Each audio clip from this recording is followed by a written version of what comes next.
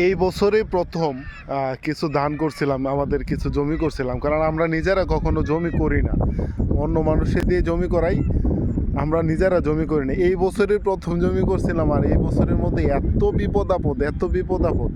দেখেন এই দিক দিয়ে মাঠ ভর্তি ধান পড়ে আছে, ধান মানে পচতেছে, বিক্রিও করতে পারতেছি না, নিতেও পারতেছি না।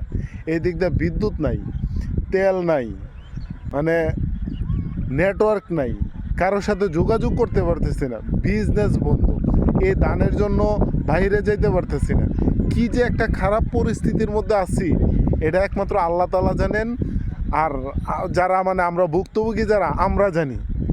তো এই যে দেশের এই অবস্থা, বাজারে গেলে পরে সয়াবিন তেলের ক্রাইসিস, এইটার ক্রাইসিস, ওইটার ক্রাইসিস, এইটার দাম বেড়ে গেছে, এইটার দাম বেড়ে গেছে, সব কিছুরই দাম বেড়ে যায়, সব কিছুরই দাম মানে নিয়ন্ত্রণহীন।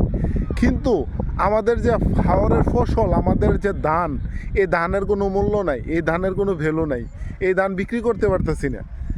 মানে কি যে একটা মানে বাজে পরিস্থিতির মধ্যে আছি। আমাদের কৃষকের এত কষ্টের ফসল, এই একটা ফসল ফলাইতে কত কষ্ট করা লাগে, কত খরচ এটার মধ্যে, কিন্তু এটা যখন বিক্রি করতে যাই তখন কোনো মূল্য পাওয়া যায় না।